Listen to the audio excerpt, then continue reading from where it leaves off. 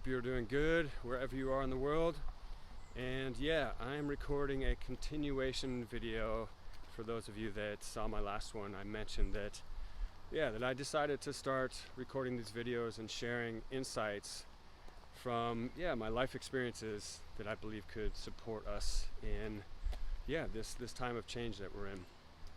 And for some of you that know my situation, at one point, I decided not to share about this cancer topic because I didn't want to feed into that subject.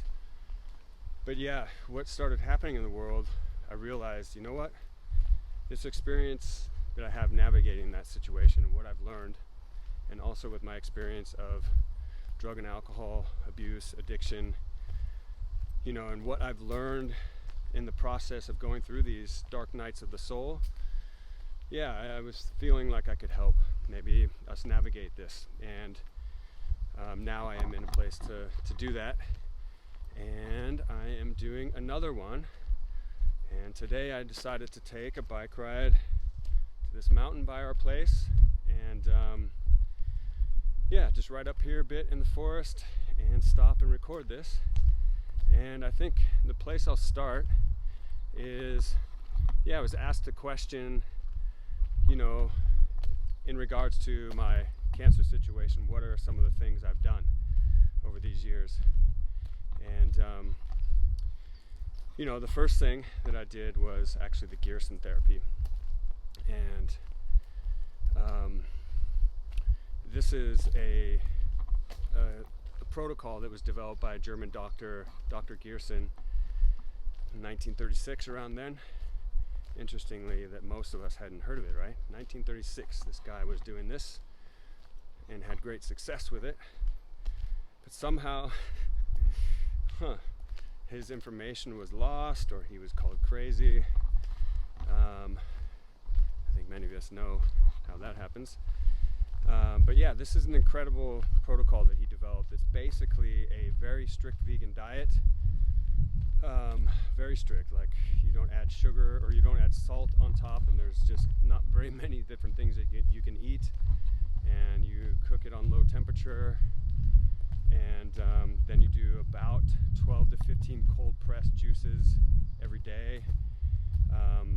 It's like about 6 to 7 carrot juice, and then you have some carrot and apple, and then some mixed greens, leafy green juices, and then daily coffee enemas and multivitamins. And that's a very intense protocol to keep going.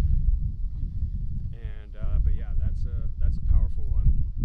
And to be clear, for those of you, some that don't know my situation, I was diagnosed with cancer in 2015, and I'm still in this process. It got much better with all the stuff that I was doing, that I'm going to be sharing some of these things. It was getting so much better, and I knew what I was doing was working. And then when the lockdowns happened, we just had the birth of our second son, and Kita, for those of you outside of Germany, that's childcare, was pulled, obviously. And so I was no longer, and then not working, so I was no longer able to do these things that I was doing, that I'm going to tell you, like a lot of the protocols I was doing. And then during that time, it got worse. But now, fortunately, I have space again to do all of these things that I was doing. And I'm also experimenting with new things. And I'm also working again, there's so many different things. Just a quick side street, the last 2.5 years, a lot of people felt in their bodies worse because of what was going on, So of course we all weren't feeling good. I just felt it more intensely because I was already in a challenged state. So I'm still in this situation, but that's one of the things I feel fortunate of, all the things I've learned and the experience I had of really, when you decide to do like I have, to completely say, I'm going a totally different direction than what the medical system thinks is right. And when you do that, you are really taking full responsibility, because I'm very much aware of what could happen. Very that, and I'm also very much aware that there's a lot of powerful ways to heal, and I fully believe in them. And so on that topic, and that's the other thing, you know, there was also a part of me that wanted to wait to talk about this sort of stuff as well, like until I was past it, if that was going to be the case. But this is also one of the things I've learned in life. We don't wait until like the chaos is finished for us to like fully engage and appreciate and live. It's about really riding the waves of this experience that we're on, empowered, no matter fucking what is going on. And this is also why I want to be sharing about this, because, you know, now we all have there's a lot of stuff going on in the world right now, and we can ride what is happening. We can still, like, you know, have a deep experience, human experience, connecting and having a good time and having a nourished time and having a crazy intense experience, even with all this insanity happening. And so this is also why I'm doing these videos, is just to be another voice that we can surf this and still have a good time in it. And yeah, so, and maybe I think I'll touch on, you know, like before, you know, 2015 I was diagnosed and I started with Gerson. I also did ayahuasca, and I also did some Ayurvedic panchakarma, and I did a condensed version because panchakarma is like, it's a long process, but we did like a couple weeks. I think actually the long one is like 6 weeks. So I did like a condensed version of that, Ayurvedic principles, and I've done a lot of different like cleanses, you know, and a lot of those things are probably more for people that are, you know, that have something very intense going on. So I think I won't need to go into like all these different like things I was doing with like detox, because there's some other basic ones that I'll talk about that I think are actually, yeah, can pertain to anyone. You don't need to have some major thing going on. I think they can help anyone. So what I'm doing now, actually, and this is, I feel like, for those of you, I mean, there's going to be a lot of you that already know these things, but some of you might be looking for some things to do. And right now, at the moment, what I'm doing to support myself in this process is, you know, I look at it like we have these different factions and systems of who we are. You know, we have the mind, you know, we have the body and the spirit, all that, in these different systems. And so I think number one is about what we put into these systems, right? What we put into our body, what we put into our brain. And so the food we put in, and then also the information. So like for me, I'm unplugging from, I mean, I've been someone, I got rid of my TV a long time ago, and like I knew at a pretty young age that what was on the news was a bunch of garbage, actually, and was only there to make people afraid and to get them to do stuff. So I knew that, but the last couple years I got more in tune with it because, you know, I saw something that was happening, that was rolling out with this situation we're in that a lot of us know is quite dark, and so I paid attention to that. But yeah, this is one of the things that, you know, I feel like it's a balance. So now that, you know, I've got all that information, now what's important is like, okay, unplug from that, even the media that is trying to awaken people to what's going on. This also is very fear-based. So like, okay, there is an agenda that's going on, that's clear. Okay, I know that, so I don't need to keep watching about these people, right? So that's number one, unplugging from the information that's coming to my head that's, you know, like, that's fear-based, no matter which direction of kind of information. If it's fear-based, just trying to unplug that. And then what goes into the body, you know, like sugars, processed foods, it's important to really eat like real food, you know, like there's a lot of different philosophies on, is it vegan, vegetarian, or paleo, what is the best way to eat? And yeah, I don't think anyone, maybe someone knows, but there's a lot of different opinions on that. So I feel like that comes down to, yeah, what you eat should be real food. So real meat, if you want meat, should be organic meat from animals that are free range. And if it's, you're wanting vegetarian, then have it be like real salad, not in the package, all this stuff. So real food. And of course there's so many different debates on that, but I feel if you can start at like real food, cutting out sugar and stuff that's like making the body causing inflammation. And so those first two, information, what comes in, clearing out that information that's toxic, and also the foods that are toxic. That's the thing that's going on in our world that's nothing new. We are being bombarded by toxicity from the information to the food. So we can unplug from these streams of toxins, and we can start learning about what is actually fueling our body in a nurturing way, and also our mind with information that supports us. So those are two very important things. And in that realm, for example, what I'm doing is I wake up in the morning and I do breath work, a little bit of breath work, and then I get in the cold tub for at least 3 minutes, and then I take a cold shower, and then I go upstairs into my music room and I do the rebounder. That's where you're jumping up, jumping up and down, because that is really good for the lymphatic system, and the lymphatic system is draining toxins from your body. So this really supports that process. And then I do a little bit more breath work, and then I start, and then I try to take a pause at some point early morning and do an hour of meditation breath work. And this is based off of the teachings of Dr. Joe Dispenza. And I went to his workshop in 2019 because I started doing his teachings around 2017 and really saw that it was having a positive effect on my life in general, my health, and also just what I was doing with my music.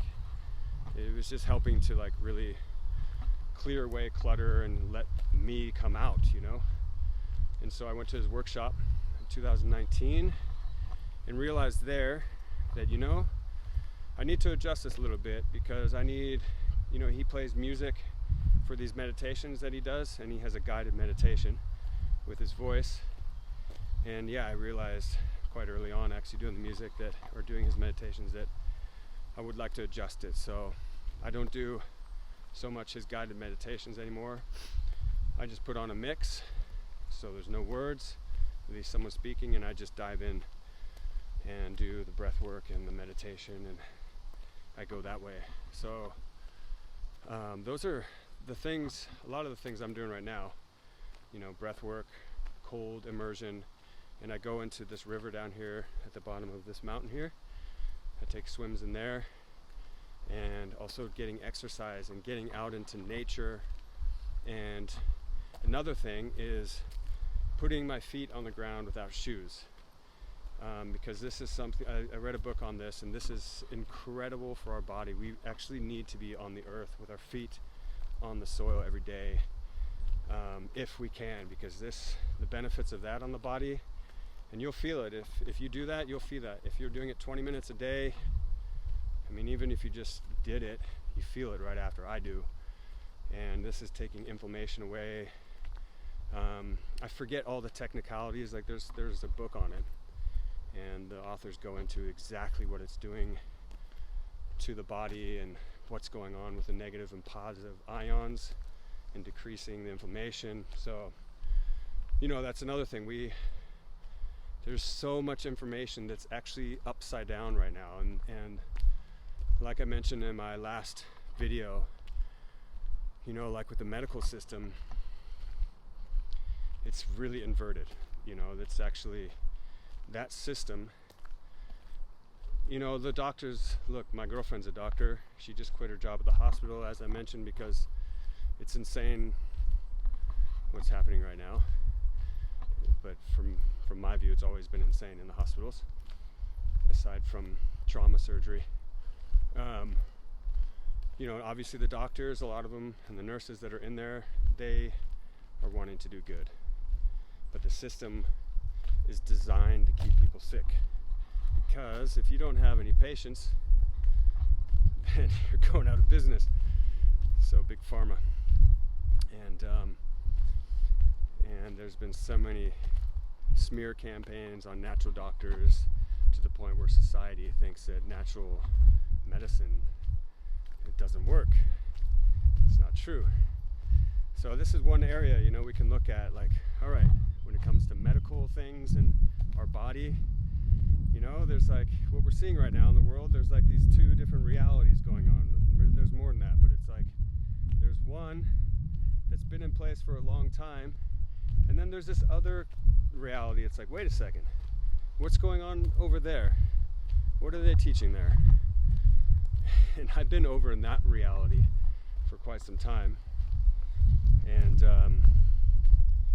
yeah, I mean, of course, there's complexities to everything. You always have to be trusting your intuition, because there's, in these parallel places, there's always different people and characters that are trying to manipulate. But when you get to the core teachings of things, when you get into nature, when you get into the ancient practices, that's where a lot of empowerment happens. And so what we can start looking at is like, all right, you know, this awakening that we're going through is like, there's a lot of people starting to realize that the medical system is actually set up to keep people sick. And so we can start, you know, I feel like you know, it's already happening now, but I don't know when it's going to be, but there is going to be a time when this system that we're in is going away, and as we speak, there's a new system coming up, and there's going to be more and more people. So it's not about attacking this other system that's in place. All we need to do is like, hey, let's create over here. Let's create systems that empower and support. And so the more we're doing that, at one point, the critical mass is going to go, hey, this actually, what they have over there is a lot different than this thing that's been actually suffocating us. Let's go over there. And I feel like this is going on now. Then it's, you know, there's people that think it's crazy to do anything outside the medical industry when you have cancer or, you know, or heart disease. But I think in years people are gonna realize, oh, okay, it's actually logical to start working with nature and these different things to support that. So yeah, that's what I see going on right now, and how I see we can empower ourselves is really like unplugging. And like, I feel like it's, you know, it's really essential for us, even if we don't have a health issue, to do these daily practices, you know. And you know, it's not about beating ourselves up when we can't do it every single day, like, oh, but it's about getting into like a flow of like, okay, I have a desire, an impulse to, yeah, take care of myself and like really do these ritualistic approaches. And the more we're doing these things, our life starts to flow in a different way. And it's even to the small things of, you know, I feel like when I'm making music, you know, it's at the computer a lot. And then, you know, when I'm playing a live set, this is the point, to share it, you know, and to be human connection. But so much of this is me and a computer screen and working with different artists and instrumentation. But, you know, there's a trap to like be stuck on that computer too long. And so what I'm noticing for myself lately is like today, for example, I was like, okay, just get up. You know, you could keep working for hours more, just get up and go into the woods. And I feel like once we start balancing, you know, we have this is another thing, like, you know, we live in this society of like this rat race, this like treadmill of like over and over and over. But the more we can kind of flow with things, I believe that actually our creativity in whatever place, you know, creativity is not just music or art. You know, the more we're flowing and letting things just go in a balance and not going too crazy in one direction, then I think it actually makes our work, whatever we're doing, deeper. And, you know, I think it gets to a point where it's flowing out, and we don't need to be actually at that desk for the duration that we think. Maybe we can actually do it a lot less and still have a similar output. So this is one thing I'm experimenting with right now. Just like, all right, get out into nature and yeah, just to smell the scents here and get back to it tomorrow and yeah, have a different flow instead of trying to be so rigid with being in front of that screen so long. So yeah, that is some of my insights for today. And I'll say, I think I'll end it here. Like, I do feel it's important.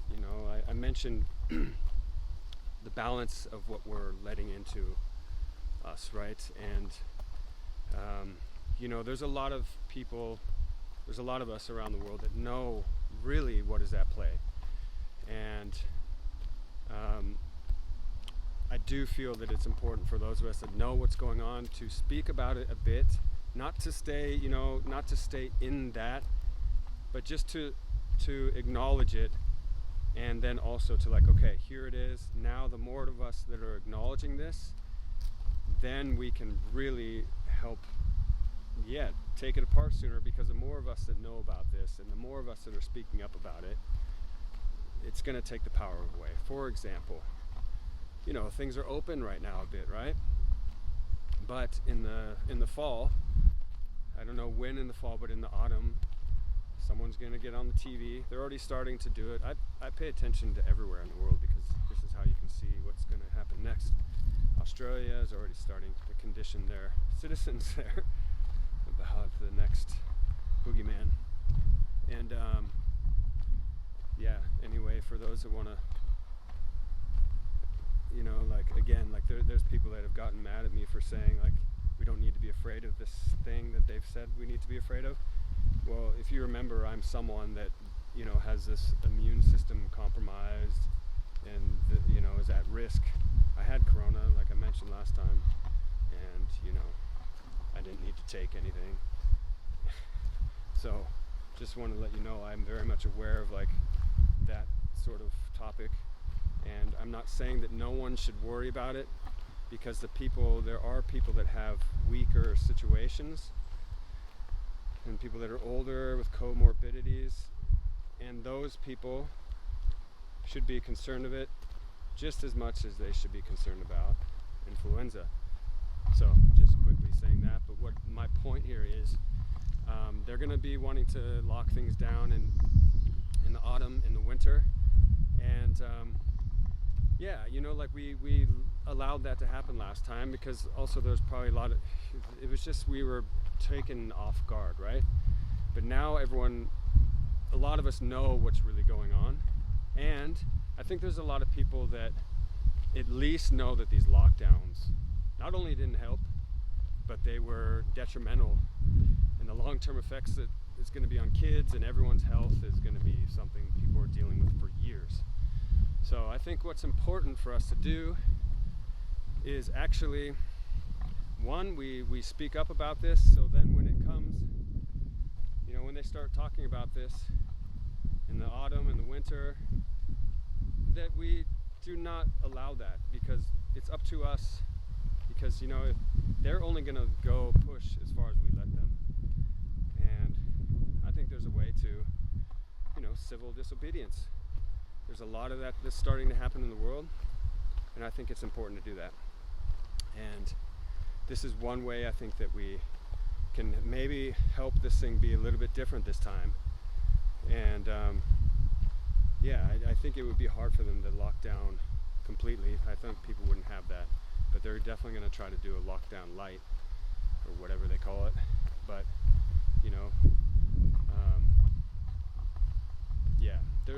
there's so many of us that know that's not what's needed in this case at all. And I'm just gonna say that, and anyone that's gonna disagree with me, you can have your disagreement, but that's what's going on. We don't need to be locking down. That's just the truth.